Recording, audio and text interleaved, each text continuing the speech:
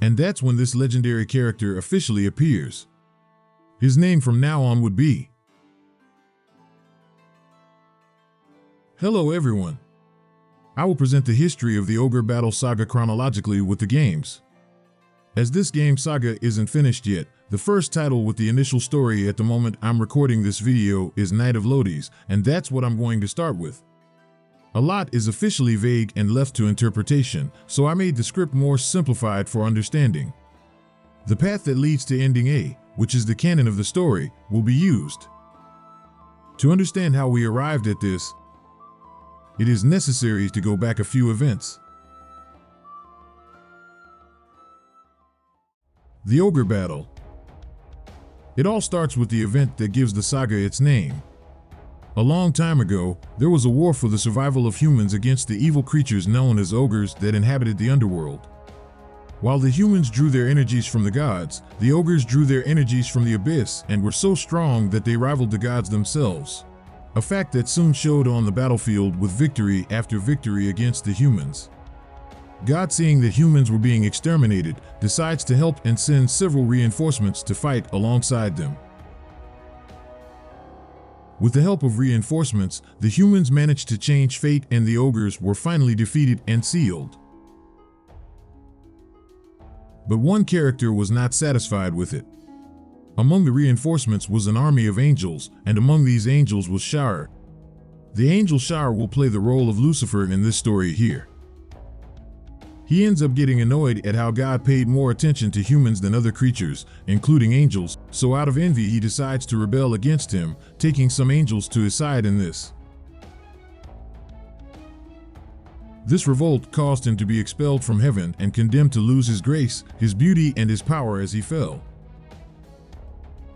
A pair of black horns appear on his head, and before he completely falls into the darkness and the abyss, God imprisons him with a seal in the mountains, on an isolated island known as Ovis, which was all controlled and dominated by the mermaid race at this time. Shar would end up creating more and more envy and hatred for the humans and God himself, swearing revenge if, one day, he breaks out of his icy prison.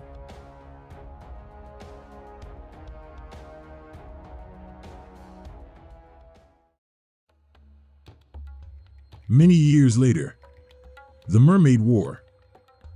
With the danger of the ogres gone, the humans were able to grow their society and develop, not taking long to start expanding into other territories. That's when humans started coming to the shores of Ovis Island to colonize it. What they found there was the mermaid race that inhabited that place, and they would be willing to defend it because, as children of the ocean and their homeland, they believed that the island of Ovis was rightfully theirs. The strength of the humans was far superior to that of the mermaids because of their weapons and especially impenetrable armor, and soon a massacre took place. The mermaid leader at the time advocated that they should surrender and flee to survive as a race, but one of the mermaid soldiers, Chloe, refused to leave without a fight. Chloe laments to the seas how God abandoned their race and condemned them to this terrible situation without being able to do anything their aggressors. Supposedly, God heard Chloe's prayer and decided to intervene. He supposedly took the life of the mermaid leader and also took one of the black horns of the angel Shar that was imprisoned on the island to create an extremely powerful spear called the Longicolnes. This divine spear was able to pierce the armor of humans with its powerful rays. With the spear, the mermaids were able to face and defeat the colonizing humans, and so began a mermaid counterattack, ending the lives of several humans. The mermaid race and their homeland would finally be saved. But what was not foreseen is that between war and tragedy, a mermaid and a human would end up falling in love. The sister of the mermaid Chloe, Beavra, who had golden scales, would have met and fallen in love with a human soldier named Lucius Batril during the war. So fearing for his life, she stole the mermaid's divine spear and they both fled together. Without the spear, the mermaids could no longer fight the humans. That's why they had to flee to the west, where complicated tides, dense forests, and swampy lands would protect them from then on. Chloe at some point became the leader of the surviving mermaids on the island of Ovis, who became extremely hostile and distrustful of any human who came close to their new sanctuary. His sister Beaver lived in hiding with her beloved Lucius until his death at age. After that, she decides to swim the eastern seas with the Holy Spear, looking for a way to make up for the betrayal she had done to her race. At some point, she decides to hide the spear in a shrine to the north and live swimming in these waters. With the victory in the war, humans settle on the island of Ovis, creating cities, villages, roads, and establishing their society, culture, and myths, including the one about an angel trapped in a frozen prison on the island and the existence of a divine spear capable of penetrate armor that would be passed on from generation to generation. The northern region of the island becomes known as Ranunculus and the southern region as Ansur.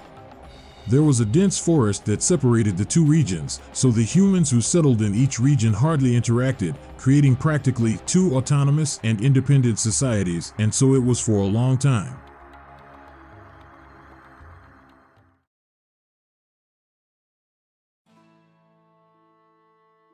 The Reformation. Approximately 385 years after the Mermaid War, human societies around the world are getting bigger and more organized. The island of Ovis is organized into several cities, with central power and control of the island in the Ranunculus region through its ruler William Battle. Across the sea, on the mainland, the Holy Lodisian Empire had been developing for years. This empire is about the followers of Philur, the god of the sun, based on the teachings of Lodis, a saint sent by this god and who left his teachings to be followed by the faithful. This religion imposes that Philur is the only god in existence, and so this empire is established as a way of expanding this doctrine throughout the world. Imposition, domination, and violent subjugation of other opposing peoples, cultures, and religions was the mode of operation. And so it was done for the years until the expansion of the empire goes after this island. Lodisian troops arrive on the shores of the island of Ovis to carry out the event known as the Reformation, the domination of lands and the imposition of their religion on all who resided there. Orders were given to obliterate for disobedience anyone who was against submitting to dogma. The southern part of the island, Ansur, tried to fight the invaders, but they were more numerous. A massacre begins in the town of Bleat. Nearly all of the residents are killed, and it is burned to the ground during the incursion. At this time, many important events happen. Many children ended up becoming orphans. In the town of Bleat, where the massacre was almost complete, a child was captured and taken to Galus, the mainland empire's seat city, to be trained to be a priest. This child would be known as Sybil Alinda. Sybil had a sister who was also in town. At the time of the attack, the mermaid Beaver was nearby and took this child to protect her. The mermaid takes her to a town in the northeast, gives the child to a couple, and gives her her special pearl necklace. That child would be called Eleanor Olato. The northern region of the island, Ranunculus, also tried to fight the empire initially, but the smaller number of soldiers and weapons would make defeat a matter of time. It was then that its ruler, William Battle, decided to surrender to avoid another massacre as happened in the south, signing a treaty that the island and its inhabitants would submit to the rule of the empire and its religious doctrine, but in exchange they would have some local autonomy. The Holy Lodisian Empire accepts the proposal and says it will send the Duke of Felis as an ambassador there to formalize the deal soon. Sometime later, as agreed, the Duke of Felis, Bernard Losanti, goes to the island to find the ruler William Battle and seal the deal. He takes along his son, Rictor Losanti, who was a toddler at the time. As Bernard and William talk, William tells Bernard about the island's legend about a divine spear used by mermaids in the past and its power, which would pique the Duke's interest from now on. While the adults sorted out diplomatic matters, little Rictor plays with William's daughter Militia, who was also a child, around the region. They both discover and enter a shrine to the north and discover a black shard on the ground. This fragment was the spear that the mermaid had hidden and which, supposedly because it had been abandoned, ended up turning into a fragment. Rictor takes the fragment but ends up dropping a family crest on the floor of the sanctuary. Both children continue playing and end up inside the castle. Rictor ends up dropping the black shard into the castle's catacombs, but is afraid to go in there to look for it and simply leaves. Over time, this memory will be forgotten by Rictor. With all the arrangements made, the Duke of Felis and his son return to the mainland, and William and his family continue to rule the region now under the teachings of the Empire. The people of the island begin to change their culture, and old habits and legends begin to be forgotten by the residents. Here there will be a 15-year time pass that some important things will happen between this period.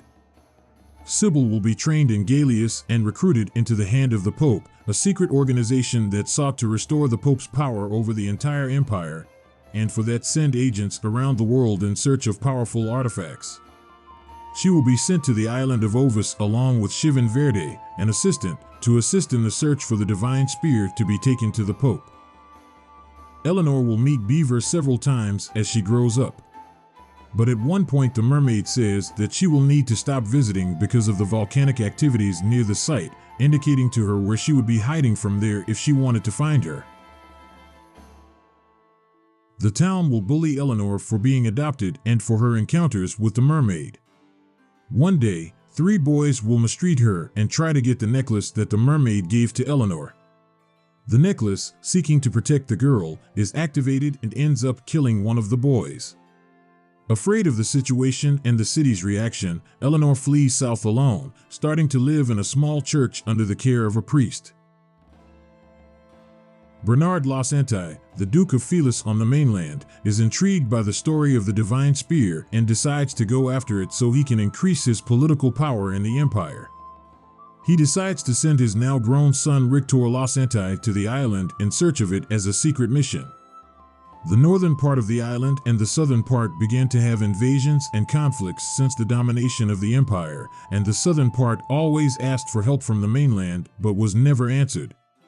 With that in mind, the Duke decided to send his son and a small troop with the official objective of ending these conflicts on the island. His son Rictor, when learned of the mission and power of the spear, decides to seek it for his own goals beyond his father, to create his own country and use force to impose the will of God. In the northern region of the island, the ruling Batral family begins to have problems. William made the surrender deal with the Empire, but his brother Nerys was completely against it and thought they should have fought. So he secretly poisons his brother, lying that he would have died of a heart problem, and takes control of the region as its ruler. William's wife and their 2 daughters, Militia and Ivana, flee to a nearby village. Ivana was being trained as a knight at the castle, but hearing rumors that her father had been poisoned by her uncle, she decides to flee south to seek answers. 3 years after Ivana flees to the south, her sister Malice also dies of an illness.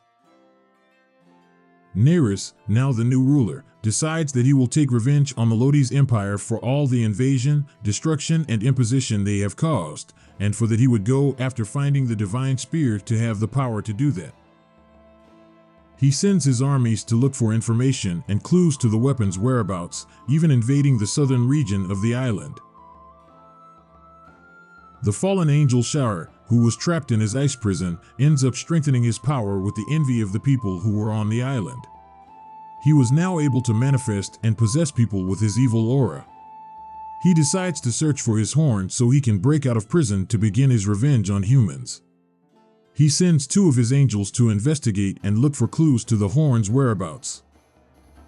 They ended up disguised as mages and teamed up with Nerys and his armies to investigate, telling him the story about a trapped angel who could grant everything to whoever sets him free.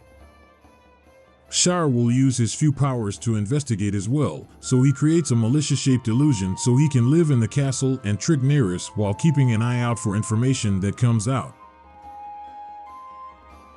And it is now, in this context, that the Knight of Lodis game finally begins, 15 years after the island's surrender agreement to the Empire, with all these fronts secretly seeking the lost object.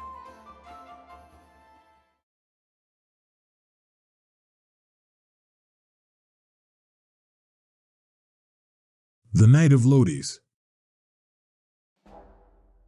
In this game we control Alphonse Lower, a soldier from Lodis, part of the fleet and personal friend of Rictor Losanti, who was going to the island under orders to resolve the conflicts between the northern part and the southern part.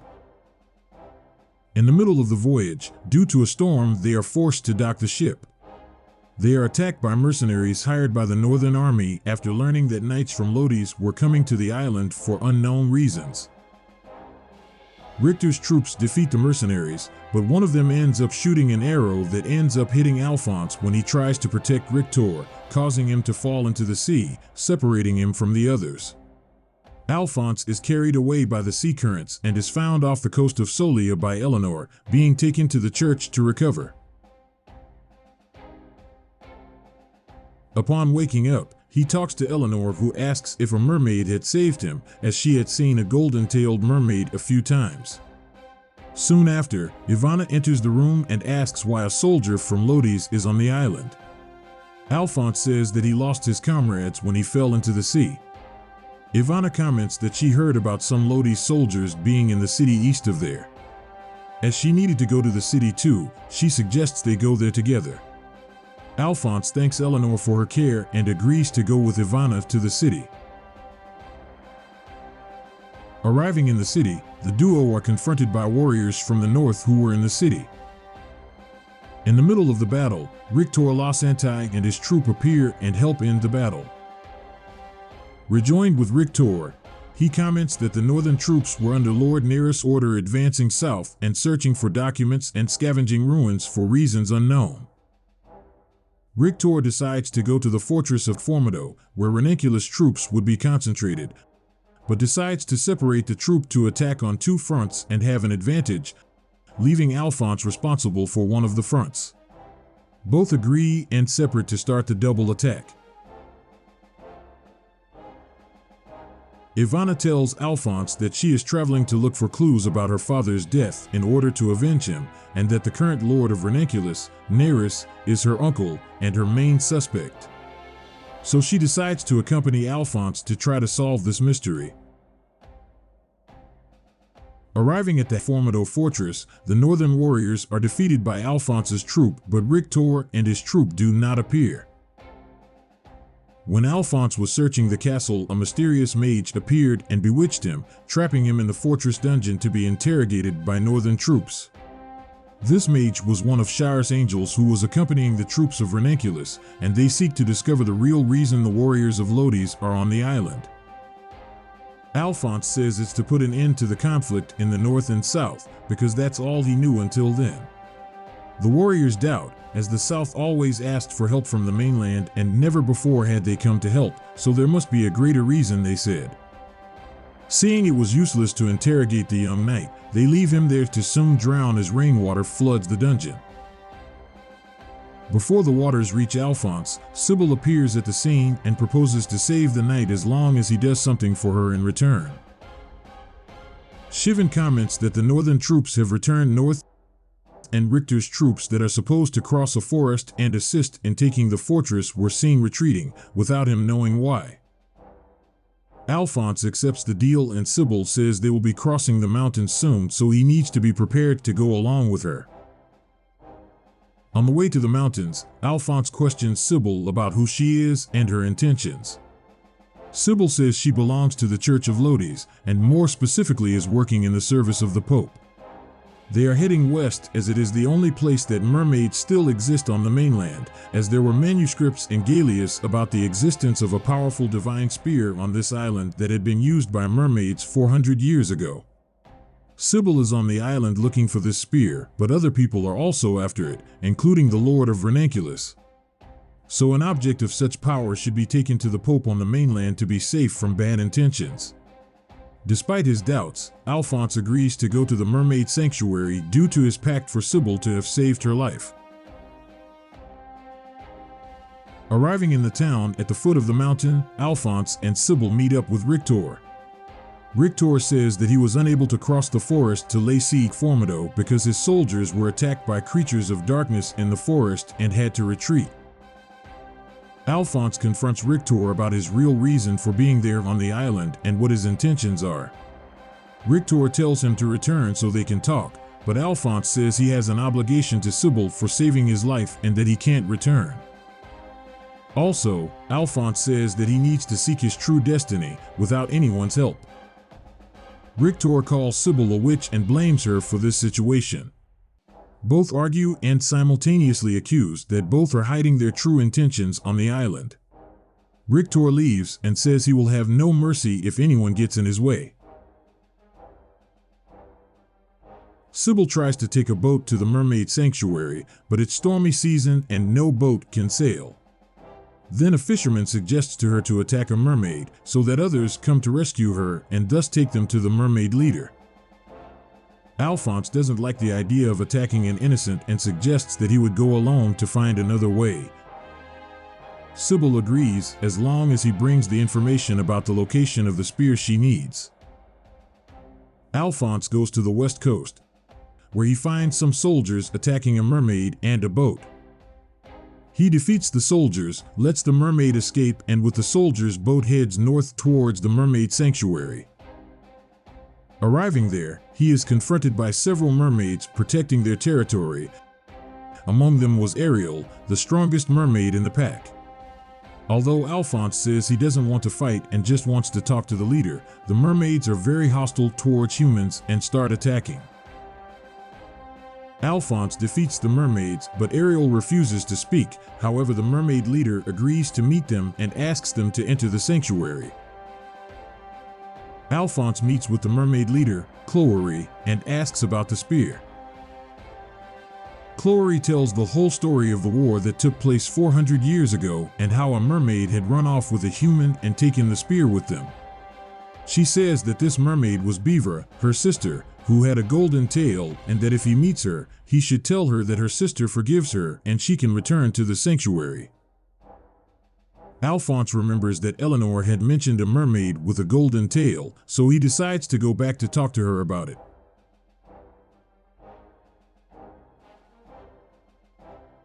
Alphonse finds Eleanor at the church and asks about the mermaid, but she, who clearly has feelings for the protagonist, thinks he was just using her and leaves the church in anger.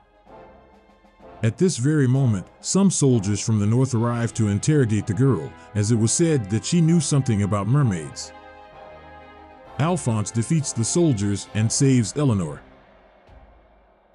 They talk and Eleanor tells her that she knows Beaver and knows where she is, and shows her the necklace the mermaid had given her. The mermaid was her only friend many years ago, but she had to stop visiting because of the volcanic activity in the area.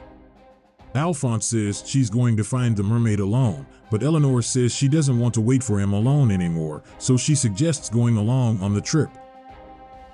Alphonse agrees, and they all head towards Aquila in search of the mermaid's hideout.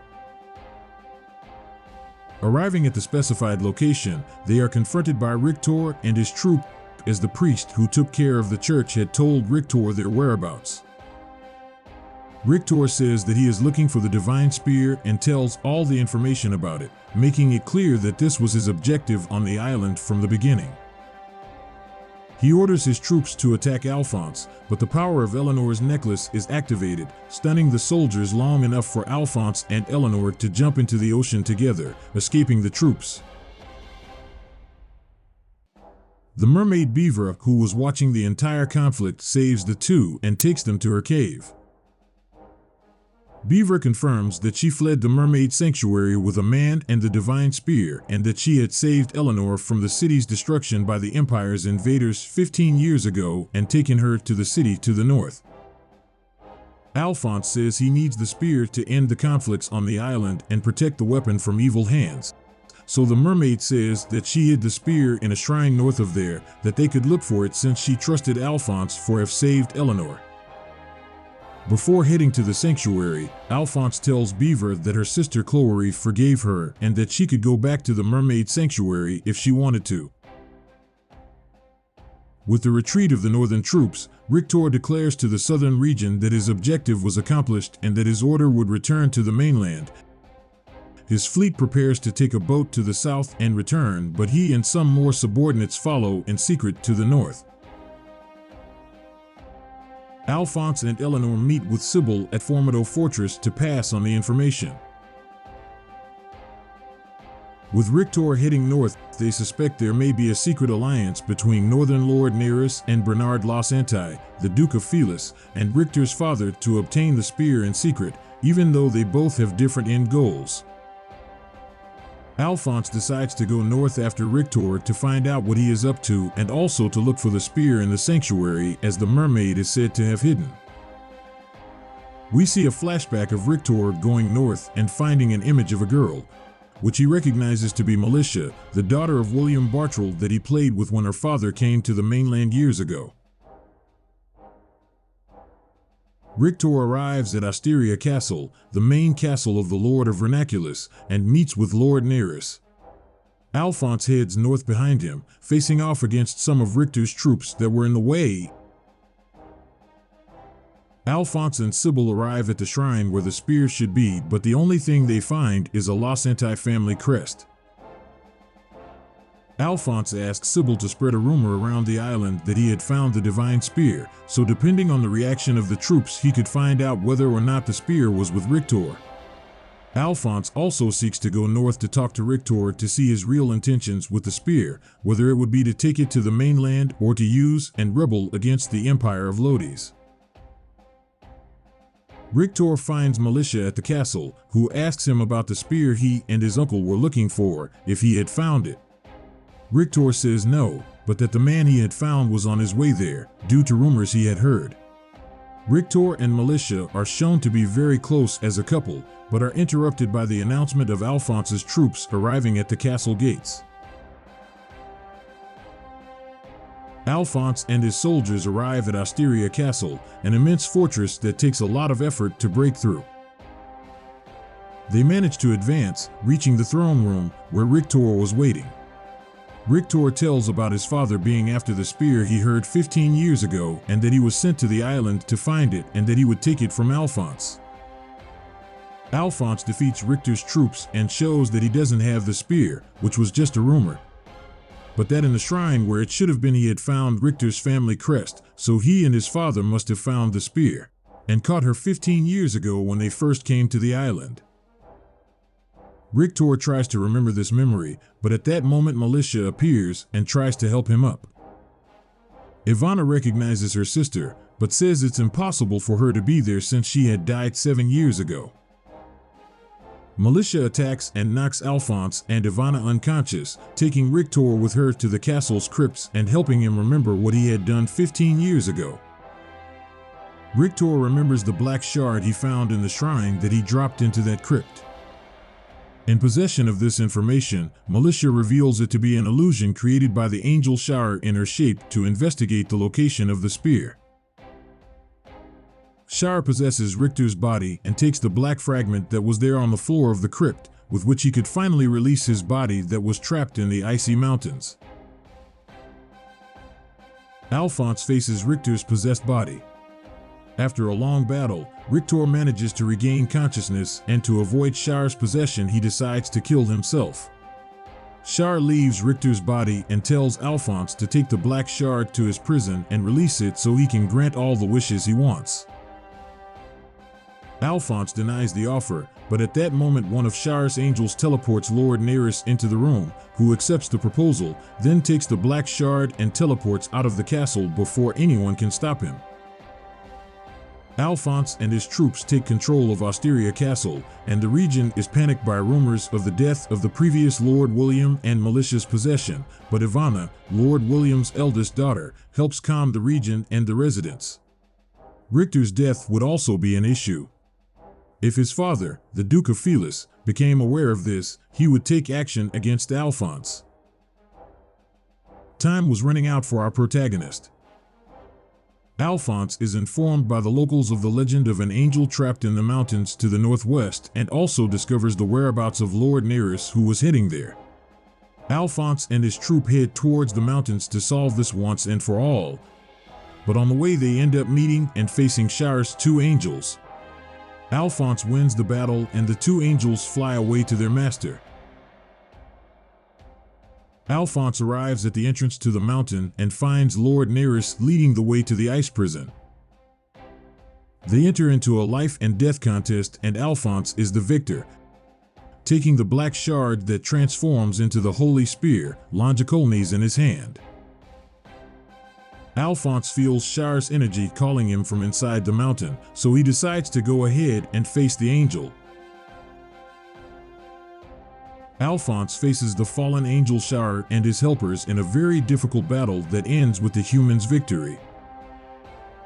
In denial of his defeat, Char asks the god of the abyss to receive him, teleporting everyone who was there to the abyss, where Char totally loses his angelic appearance and transforms into a demon, now fully completing his fall. Alphonse uses the divine spear Longicolnes against the demon Char and defeats him again. Again, not accepting his defeat, the angel says that he will kill everyone there along with him. Eleanor jumps forward and says he can't kill Alphonse. Eleanor says she understands the angel's feelings of loneliness, his solitary confinement, and that she won't let him die alone. It shows that Char still loves God, and that God was aware of his existence, since out of love he made his prison in ice so he wouldn't completely fall and turn into a demon. The angel realizes that he hadn't understood God's real intentions before, but that it didn't matter now as he was dying. Eleanor suggests that the angel possess his body so he can be taken to heaven in exchange for sparing Alphonse. Alphonse refuses to accept this situation, but Eleanor says that she was already made up and that she would never accept his death. And so it is done. Alphonse and his allies are brought back to the island, and a column of light is seen over the mountain as Eleanor and Char are taken to the skies.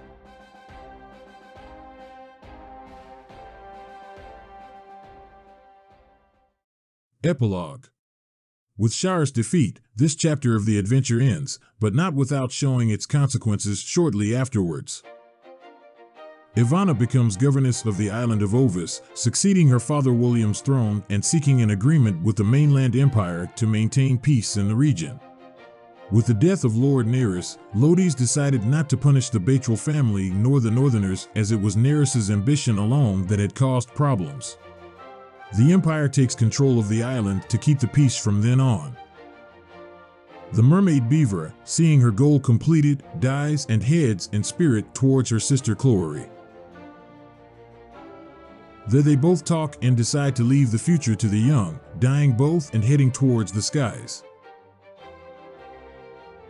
The mermaid Ariel becomes the mermaid's leader and, even cautious, decides that some humans can be good people and that they are not all monsters. Alphonse wakes up in his bed and realizes that Eleanor is no longer there to receive him. He is informed that the Duke of Felis has sent soldiers to arrest him for the death of his son, Rictor, and for taking control of strongholds on the island. So before the troops arrive, Sybil and Alphonse carrying the divine spear sneak away by boat in secret towards the mainland.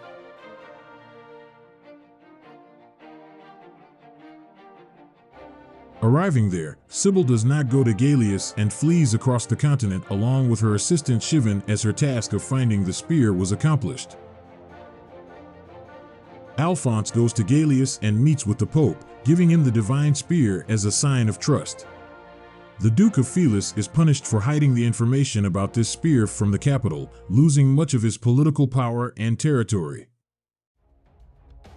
As a reward for the young knight, the Pope decides to integrate him into his forces and also decides to rename him. And it was at this moment that the name Alphonse Lower disappears and he, the dreaded Lancelot Tartar, or Lance Tartar for his intimates, appears. This character will be extremely important in the next episodes of this saga that take place in the next games. And so ends the story of this amazing game, Tactics Ogre Knight of Lodis. If you enjoyed this video, give a like and a comment to help us with the YouTube. Subscribe to the channel so you don't miss the next videos of the saga. Thanks and see you soon.